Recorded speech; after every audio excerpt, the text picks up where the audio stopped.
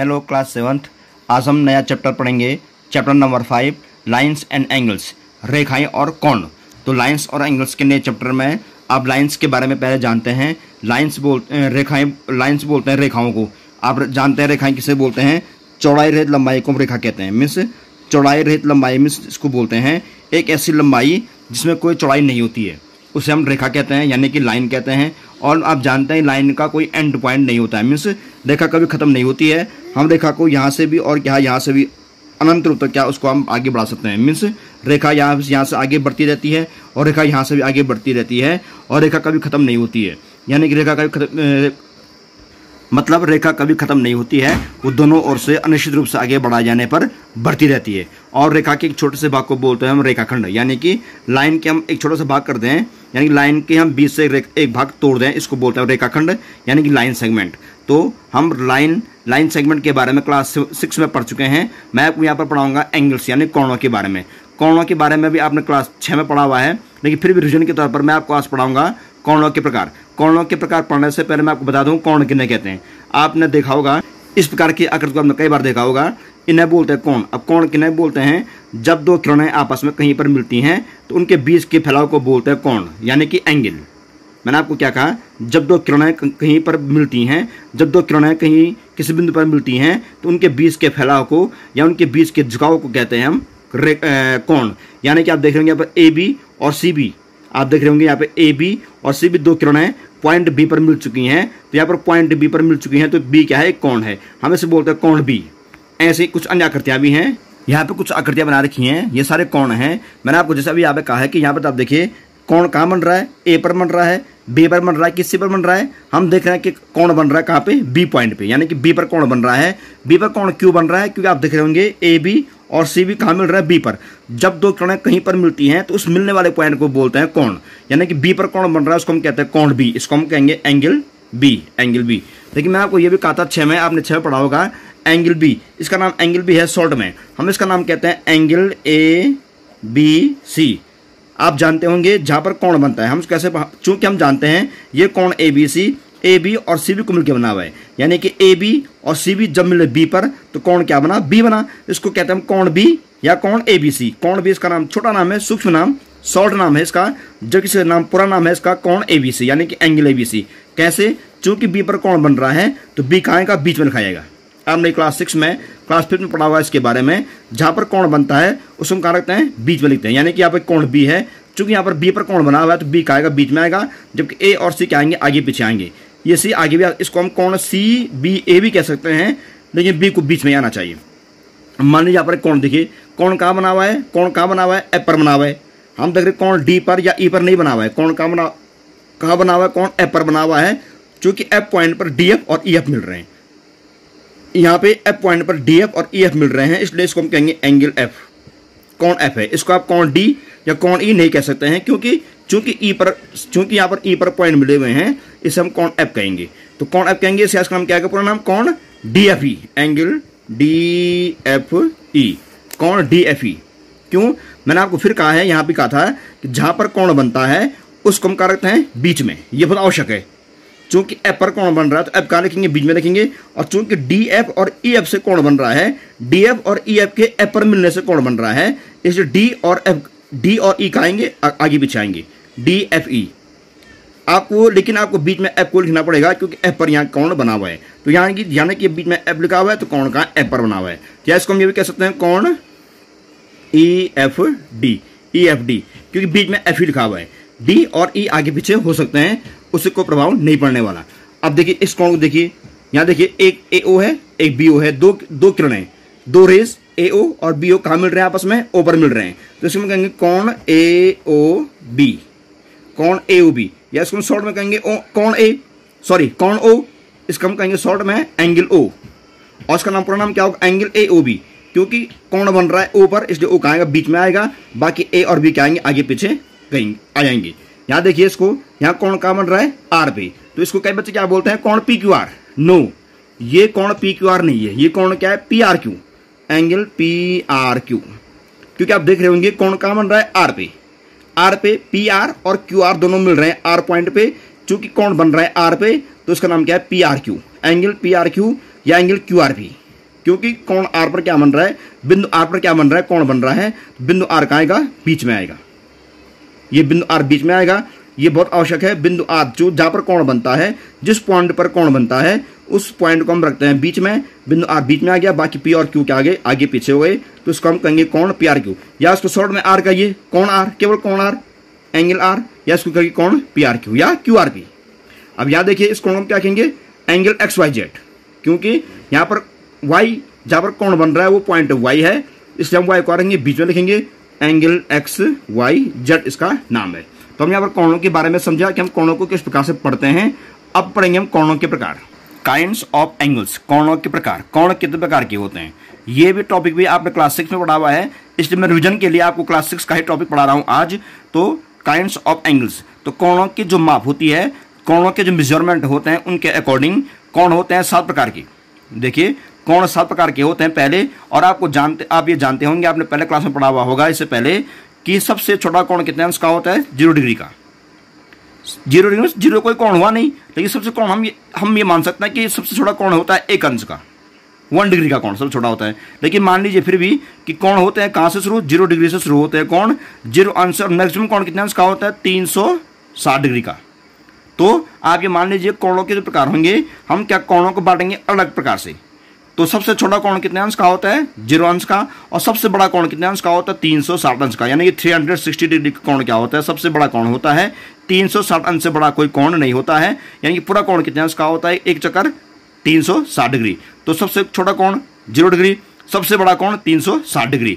तो हम इन 0 से 360 के बीच के जो भी कोण है सारे गिनती में, 0 से 360 के बीच जो भी कोण है, हम उनको अलग अलग प्रकार से बांटेंगे कि कितने माप के कोणों को हम क्या कहते हैं और कितने अंश के कोणों को हम क्या नाम कहते हैं। तो पहला है काइंड्स ऑफ एंगल्स, पहला है राइट एंगल।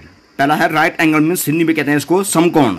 तो समकोण किन्हें कहते हैं, जिस कोण की माप ठीक 90 अंश हो, ध्यान सुनिए, या ठीक 90 अंश के कोण को हम समकोण कहते हैं। या हम ये कहेंगे जिस कोण की माप ठीक 90 अंश हो, यानी कि जिस कोण की माप ठीक 90 डिग्री हो, उसे हम राइट एंगल कहते हैं, यानी उसे हम समकोण कहते हैं। Definition, an angle of 0 degree an angle of 90 degree is called A right angle. इसकी जो परिभाषा होगी आप इसको लिखेंगे, an angle of 90 degree is called A right angle, कि ठीक 90 अंश के कोण को, या जिस कोण की माप ठीक 90 अंश हो, उसे हम राइट एंगल कहते हैं। जिस कोण की माप ठीक 90 अंश हो उसे राइट एंगल कहते हैं, यानी इसकी परिभाषा जो है, an angle of 90 degree is called A right angle. अब देखिए इसका मतलब क्या हुआ, जिस कोण की माप ठीक 90 अंश को, जहां पर आपको 90 अंश कोण दिखे उसका नाम क्या होता है, राइट एंगल। बहुत इंपॉर्टेंट टॉपिक है ये, क्लास 6 में पढ़ा होगा अपना ये, उसे कहते हैं राइट एंगल।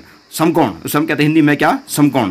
इससे पहले एक कोण और होता है, वो मैंने यहाँ लिखा नहीं है, उसे कहते हैं हम 0 एंगल। मैंने आपको कहा था ना कि सबसे छोटा कोण क्या होता है, 0 अंश का होता है। तो पहला टॉपिक जो होगा वो है 0 एंगल होगा, यहाँ पर छूट गया है वो, आप उसको लिख सकते हैं। पहला होता है 0 एंगल, यानी कि शून्य कोण। उसे हम कहते हैं जिस कोण की माप 0 अंश हो, यानी कि 0 अंश के कोण को हम शून्य कोण कहते हैं। वो कोई खास बात है नहीं उसमें, फिर भी एक कोण होता है शून्य कोण, यानी कि 0 एंगल। पहला होता है 0 एंगल, तो हम उसे कहेंगे कि an angle of 0 degree is called A 0 angle. ये मैंने आपको ये कहा है, an angle of 0 degree is called A 0 angle. अब यहाँ पर दूसरा right angle, an angle of 90 degree is called A right angle, मतलब जिस कोण की माप ठीक 90 अंश हो, या 90 अंश के कोण को हम राइट एंगल कहते हैं। अब नेक्स्ट आएगा स्ट्रेट एंगल, यानी कि रिजुकोण, हिंदी में कहते हैं इसको रिजुकोण कहते हैं स्ट्रेट एंगल को। An angle whose measurement is exactly 180 degree is called straight angle. जिस कोण की माप ठीक 180 अंश हो, 180 डिग्री लिखा मेरा 180 अंश, जिस कोण की माप ठीक 180 डिग्री हो उसे हम स्ट्रेट एंगल कहते हैं, यानी कि उसे हम सरल कोण कहते हैं या रिज कोण कहते हैं। तो यहाँ पर आप देखिए मैंने आपको 2 परिभाषा बता दी हैं, आप इसको ये भी कह सकते हैं, the angles whose measurement is exactly 90 degree is called a straight angle. इसकी परिभाषा हम ये भी लिख सकते हैं जो मैंने यहाँ लिखी हुई है, आप सेम यही परिभाषा यहाँ लिख सकते हैं, केवल अंश को चेंज करके। तो मैंने आपको पहला कहा है राइट एंगल, और दूसरा कहा मैंने आपको स्ट्रेट एंगल। पहला है समकोण और दूसरा है क्या, सरल कोण या रिज कोण। तो जिस कोण की माप ठीक 90 अंश हो उसे हम राइट एंगल कहेंगे, समकोण कहेंगे, और जिस कोण की माप ठीक 180 अंश हो उससे हम क्या कहेंगे, स्ट्रेट एंगल कहेंगे, यानी कि रिज कोण कहेंगे। तो द एंगल हुज मेजरमेंट, एक कोण जिसकी माप इस एग्जैक्टली ठीक कितने अंश हो, 180 डिग्री हो, इस कॉल्ड स्ट्रेट एंगल, उसे हम स्ट्रेट एंगल कहते हैं। तो 90 डिग्री कोण को हम क्या कहेंगे, समकोण कहेंगे, राइट एंगल कहेंगे, और 180 डिग्री कोण को क्या कहेंगे हम, राइट स्ट्रेट एंगल कहेंगे, या सरल कोण कहेंगे, या लुज कोण कहेंगे। अब नंबर उसके बाद आता है कंप्लीट एंगल। कंप्लीट एंगल यानी कि संपूर्ण कोण, यानी कि पूर्ण कोण। इसे कैसे कहते हैं, ठीक 360 अंश का, जो कोण एग्जैक्टली 360 डिग्री का हो, यानी कि जो कोण एग्जैक्टली 360 डिग्री का हो, यानी कि ठीक 360 अंश का हो। आप यहाँ क्या लिखेंगे, आप यही परिभाषा यहाँ उतारेंगे, केवल कोण को चेंज कर देंगे। आप लिखेंगे the angle whose measurement is exactly 360 degree. यहाँ पर आप क्या लिखेंगे, 360 degree is called complete angle. जिस कोण की माप ठीक 360 अंश हो उसे हम कंप्लीट एंगल या संपूर्ण कोण कहते हैं। तो मैंने आपको यहाँ पर 3 कोण, बहुत इंपॉर्टेंट कोण कराए हैं, राइट एंगल, स्ट्रेट एंगल और कंप्लीट एंगल। जिस कोण की माप ठीक 90 अंश हो उसे हम राइट एंगल कहेंगे, जिस कोण की माप ठीक 180 अंश हो उसे हम स्ट्रेट एंगल कहेंगे, और जिस कोण की माप ठीक 360 डिग्री हो, ठीक 360 डिग्री हो, उसे हम कंप्लीट एंगल या संपूर्ण कोण कहेंगे। ओके, तो यहाँ पर परिभाषा क्या लिखेंगे आप, definition the angle whose measurement is exactly 360 degree is called complete angle, उसे हम कंप्लीट एंगल कहते हैं। अब जो नया कोण आएगा उसको हम पढ़ेंगे। अब है नंबर 4 पॉइंट है एक्यूट एंगल्स, न्यून कोण, इसे कहते हैं न्यून कोण, एक्यूट एंगल। तो एक्यूट एंगल किन्हें बोलते हैं आप इसको समझ जाए, तो इसकी परिभाषा ये होती है कि 0 डिग्री और 90 डिग्री के बीच के सभी कोण एक्यूट एंगल कहलाते हैं। यानी कि 0 अंश और 90 अंश के बीच जो भी कोण हैं वो सारे क्या होंगे, एक्यूट एंगल यानी कि न्यून कोण कहलाएंगे।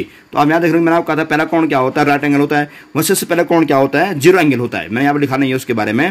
पहला कोण होता है 0 एंगल यानी कि 0 कोण। ठीक 0 अंश के कोण को हम 0 कोण कहते हैं। यानी an angle whose 90 degree is called right angle is called 0 angle. तो 0 एंगल के कोण को हम 0 एंगल कहते हैं। यहाँ पर ध्यान ये रहे कि 0 और 90 के बीच, 0 डिग्री और 90 डिग्री के बीच जो भी कोण होंगे सारे के सारे क्या कहलाएंगे, एक्यूट एंगल कहलाएंगे। आपने क्लास 6 में पढ़ा हुआ है। तो हम इसकी परिभाषा ये लिखेंगे, ऑल एंगल्स, एक्यूट एंगल्स की परिभाषा है, डिफिनेशन है, all angles between 0 degree and 90 degree are called acute angles. कि 0 डिग्री और 90 डिग्री के बीच के सभी कोण एक्यूट एंगल कहलाते हैं। ऑल एंगल, सभी कोण, बिटवीन मीन्स बीच, 0 डिग्री एंड 90 डिग्री, 0 डिग्री और 90 डिग्री के बीच के सभी कोण are called acute angle. Acute angle यानी कि न्यून कोण कहलाते हैं। तो आप ये समझ जाओ, जो हमने इससे पहले कोण कहा रखे हैं 3 कोण, ये कोण राइट एंगल था, ये ठीक 90 अंश का था। Straight angle correct exactly 180 degree का, कंप्लीट एंगल एग्जैक्टली 360 डिग्री का। लेकिन ये एक्यूट एंगल है, यहाँ पर एक कोण नहीं है, कई कोण हैं। 0 और 90 के बीच जो भी कोण है सारे सारे क्या हैं, एक्यूट एंगल है। जैसे हमने एग्जाम्पल लिखिए एस, जैसे कुछ कोण लिखिए 0 और 90 के बीच, हम इसको बोल सकते हैं क्या, 5 डिग्री, 25 डिग्री, 50 डिग्री। यानी कि 0 90 के बीच आप कोई भी कोण बोल दीजिए। यहाँ देखिए आप क्या, 85 डिग्री, अन्य एक्स्ट्रा कई कोण ऐसे हैं। तो मैंने कुछ कोण लिखे हुए एग्जाम्पल के लिए, 5 डिग्री, 25 डिग्री, 49 डिग्री, 85 डिग्री। मतलब 0 90 के बीच जो भी कोण है सारे के सारे क्या हैं, एक्यूट एंगल हैं। अब नेक्स्ट ऑब्ट्यूस एंगल यानी कि अधिक कोण। ये एक्यूट एंगल है न्यून कोण, ये ऑब्ट्यूस एंगल है अधिक कोण। All angles between 90 degree and 180 degree called obtuse angle. सभी कोण 90 डिग्री और 180 डिग्री के बीच के सभी कोण ऑब्ट्यूस एंगल कहलाते हैं। मीन्स मैंने आपको ये कहा 0 से 90 के बीच के कोण क्या कहलाएंगे, एक्यूट एंगल कहलाएंगे। और 90 उसके बाद 90 और 180 अंश के बीच के सारे कोण क्या कहलाएंगे, ऑब्ट्यूस एंगल यानी कि अधिक कोण कहलाएंगे। तो अब परिभाषा इसकी साफ है, जो परिभाषा यहाँ लिखी हुई थी वो यहाँ लिखी हुई है, केवल मैंने 90 और 180 को चेंज कर रखा है कि all angles between 90 degree and 180 degree are called obtuse angle. कि 90 डिग्री और 180 डिग्री के बीच के सभी कोण, सारे कोण क्या कहलाते हैं, ऑब्ट्यूस एंगल कहलाते हैं, यानी कि अधिक कोण कहलाते हैं। तो 0 90 के बीच के एक्यूट आ गया, और वहाँ पर ऑब्ट्यूस क्या आ गया, 90 और 180 के बीच के। इसके आप एग्जाम्पल लिख सकते हैं, जैसे आप बोलिए एग्जाम्पल क्या क्या हो सकते हैं इसके, जो 90 के बाद हो और 180 से क्या हो, कम हो, 90 180 के बीच के। हम क्या कह सकते हैं इसको, क्या 98 डिग्री, 105 डिग्री। ओके, आगे बोलिए 100 क्या 36 डिग्री, 100 क्या 72 डिग्री। ऐसे एक्स्ट्रा अन्य कोण भी हो सकते हैं, यानी कि आपका एग्जाम्पल इसमें ले सकते हैं। अब नेक्स्ट आता है नंबर 6वां, उसको हम कहते हैं रिफ्लेक्स एंगल। रिफ्लेक्स एंगल्स यानी कि प्रतिवर्ती कोण। Reflex angle REFLEX, reflex angle कहते हैं प्रतिवर्ती कोणों को या बृहत कोणों को। तो बृहत कोण किन्हें बोलते हैं, अब यहाँ देखिए 0 90 के बीच के सारे कोण आ गए एक्यूट एंगल में, 90 और 180 के बीच के सारे कोण आ गए ऑब्ट्यूस एंगल में। अब 180 और उसके बाद क्या 360, यहाँ देखिए लिस्ट यहाँ पर है, ये देखिए यहाँ पर बना रखा है, ये 180 और 360, अब मैंने आपको यहाँ कहा था कि सबसे बड़ा कोण क्या होता है, 360 अंश का होता है। 0 और 360 अंश के बीच के सारे कोण होते हैं, तो 0 अंश का कोण सबसे छोटा कोण मान लीजिए और 360 डिग्री कोण सबसे क्या बड़ा कोण मान लीजिए। तो यहाँ देखिए लास्ट में जो रिफ्लेक्स एंगल है उसमें क्या कहा मैंने 180, यहाँ की 90 से 0 से 90 यहाँ गया, 90 से 180 यहाँ गया और 180 से 360 के बीच के यानी कि 180 से और 360 के बीच के सभी कोण रिफ्लेक्स एंगल कहलाते हैं। और आप यहाँ लिखेंगे all angles between 180 degree and 360 degree are called reflex angles. यानी कि मैंने आपको यहाँ पर फिर मैं लिख रहा हूँ शॉर्ट में बिटवीन 180 डिग्री एंड 360 डिग्री, 180 अंश और 360 अंश के बीच के सारे कोण क्या कहलाते हैं, प्रतिवर्ती कोण कहलाते हैं। तो आप यहाँ पर लिखेंगे परिभाषा पूरी कि all angles between 180 degree and 360 degree are called reflex angle. तो आप समझ गए होंगे हमने सारे कोणों को बांट दिया है। अब इन सभी कोणों में 0 से लेकर के 360 अंश के बीच के सारे कोण आ चुके हैं कि हम पहले स्टार्ट करते हैं 0 से, तो 0 से लेकर के 90 के बीच के कोणों को हम क्या कहते हैं, एक्यूट एंगल कहते हैं। और 90 के कोणों को हम क्या कहते हैं, राइट एंगल कहते हैं। फिर 90 से 180 के बीच के सारे कोण क्या कहते हैं, ऑब्ट्यूस एंगल कहते हैं। लेकिन 180 अंश कोण को हम क्या कहते हैं, स्ट्रेट एंगल कहते हैं। फिर उसके बाद 180 से 360 अंश के बीच के सारे कोण क्या कहलाते हैं, रिफ्लेक्स एंगल कहलाते हैं। जबकि ठीक 360 अंश का कोण क्या कहलाता है, कंप्लीट एंगल कहलाता है। आपने इन सभी कोणों को देख लिया है। हम यहाँ लिखेंगे एग्जाम्पल के लिए एस, जैसे आप एग्जाम्पल बोलिए यहाँ पर भी 180 और 360 के बीच के सारे कोण, 180 से ऊपर आइए और 360 से कम, इनके बीच जो भी कोण हैं सारे रिफ्लेक्स एंगल कहलाते हैं। आप बोल सकते हैं 188 डिग्री, आप और बोल सकते हैं 190 डिग्री, आप बोलिए 220 डिग्री, आप बोलिए 258 डिग्री, आप बोलिए 310 डिग्री, 350 डिग्री। सारे कोण, बहुत सारे कोण ऐसे हैं जो रिफ्लेक्स एंगल हैं। तो मैंने आज आपको नए चैप्टर जो चैप्टर नंबर 5 लाइंस और एंगल्स के बारे में करा रखा है। यह आपने इंट्रोडक्शन क्लास 6 में पढ़ा हुआ होगा। और जो एंगल्स के बारे में बुक्स में है वो क्लास 7 का चैप्टर है। मैंने आपको जो आज पढ़ाया है, मैंने आपको क्लास 6 का एक रिविजन के रूप में पढ़ाया हुआ है। अगले दिन हम जो क्लास 7 का चैप्टर पढ़ेंगे, इस चैप्टर को हम वहाँ पढ़ेंगे कम्प्लीमेंट्री एंगल, उसके बाद सप्लीमेंट्री एंगल और अन्य भी कई एंगल के बारे में पढ़ेंगे। लेकिन मैंने आपको जो समझाया है आप इसे लिखेंगे फिर कॉपी में, आप आज की डेट डाल करके लाइन्स और एंगल्स पार्ट का नाम लिखेंगे, लाइन्स और एंगल जन रेखा और कोण। उसके बाद आप लिखेंगे सीधे काइंड्स ऑफ एंगल्स, कोणों के प्रकार।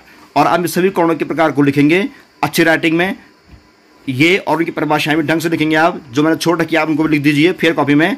तो आज का काम आपका ये रहेगा, काइंड्स ऑफ एंगल्स लिख करके कोणों के जो भी प्रकार मैंने आपको समझा रखे हैं उनके बारे में आपको लिखना है। और ध्यान रहे आपको याद भी करना है, क्योंकि अब इनको याद नहीं कर पाएंगे, समझ नहीं पाएंगे तो आपको आगे परेशानी हो जाएगी। तो मैंने आपको पूरे जो 6 कोण हैं या 7 कोण हैं उनके बारे में विस्तार से पढ़ा दिया है। आपको सभी कोणों के बारे में याद भी करना है। अगले टॉपिक पे हम इसके आगे हम कोणों को फिर पढ़ेंगे, यानी कुछ अन्य प्रकार के कोण भी हैं जिन्हें हमें आगे पढ़ना भी है। तो हम अगले चैप्टर में पढ़ेंगे। तब तक के लिए गुड बाय।